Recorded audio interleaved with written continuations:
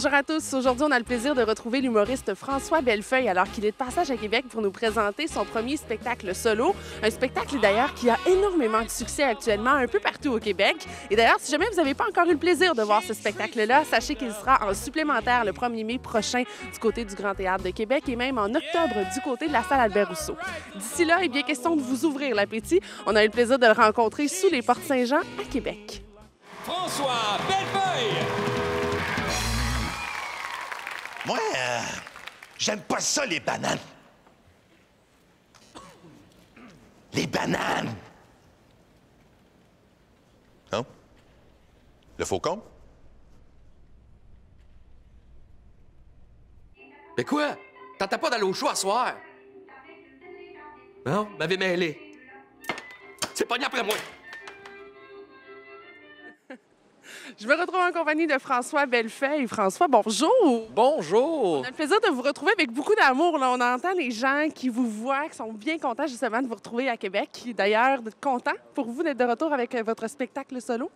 Très content, vraiment. J'adore venir à Québec. Moi, c'est extraordinaire. Il y a vraiment beaucoup d'énergie quand on fait des spectacles à Québec. Puis ça nous donne énormément d'énergie. Fait que tout est positif. J'imagine que vous avez de l'amour sur la rue, alors j'imagine pas durant le spectacle. Parlez-moi d'ailleurs de ce premier spectacle solo-là. Qu'est-ce que ça représente pour vous d'abord? Ah, bien, c'est un rêve, hein, finalement, qui devient réalité, là, parce que faire un premier show, c'est vraiment quelque chose qui est très, très important dans une carrière d'un humoriste. Puis, je suis vraiment content du succès du show. J'en reviens pas. Les gens sont... J'ai souvent... Mes dates sont pas mal toutes complètes, là, quand je fais le spectacle. Là, fait que ça fait beaucoup d'ambiance. Ça me donne... Je me sens obligé, tu sais, d'être à mon meilleur. Puis je me dis, Colin, même le dernier bain est vendu. Mais, non, je trippe bien raide. Là, d'habitude, je suis du genre à toucher du bois quand je dis des affaires de même. Vous faites toucher de la roche. Juste de la roche à Québec. Et maudit. Et là, justement, parlez-moi de ce spectacle-là. En février a été les premiers jours où, justement, on a officialisé, présenté devant le public, tout ça. Un spectacle court, efficace, plusieurs thèmes. Justement, quels sont les sujets que vous abordez? Hey, je touche à plein de choses, mais ce qui me caractérise, c'est probablement que quand je touche à un sujet, je ne fais pas nécessairement 8 minutes avec ça. C'est des 3-4 minutes. Puis il y a des liens entre chaque sujet, mais on avance super vite là-dedans. Puis je ne pouvais pas vraiment faire un show plus long que je fais là parce que, autant pour moi, ça me demande quand même de l'énergie de faire ça. Puis j'ai pas d'entracte. Et puis autant les spectateurs qui me disent, ouais, c'est 1h30 au total, mais ils font comme ça passe. C'est quelque chose. Là, vous êtes ce soir en spectacle à Québec. Vous l'étiez aussi hier. Vous serez de retour en supplémentaire à Québec. L'argument ultime là, pour convaincre les gens de venir vous voir, vous apprécier une première fois ou encore une seconde fois, quel est-il? Je vous dirais que ce que je fais, c'est quand même très différent de ce qu'on voit. C'est un style différent puis qui, je pense, qui semble fonctionner, comme dans l'air du temps, peut-être. Je suis un personnage sur scène. Je suis pas moi-même, même si c'est mon nom, là, mais on est là juste pour déconner et avoir du fun.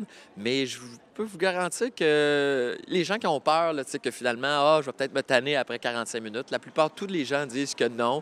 Vraiment, on ne se tanne pas. J'ai mis beaucoup d'efforts là-dessus.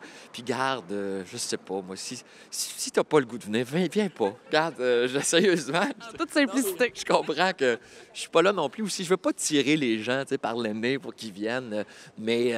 Développer une belle relation d'amour, mais à long terme. Ben oui, moi, je garde, mais ça marche déjà très bien. Je pense que probablement que les gens, si moi je leur explique, je leur donne des arguments, ils vont pas nécessairement m'écouter, mais ceux qui ont vu mon spectacle, là, vous autres, vous pouvez convaincre les autres. Obliger quelqu'un à venir me voir, ça serait... De bon porte-parole. Oui, c'est ça. En terminant, bien sûr, on dit que le spectacle fonctionne bien. La preuve, en nomination pour l'Olivier de l'année cette année.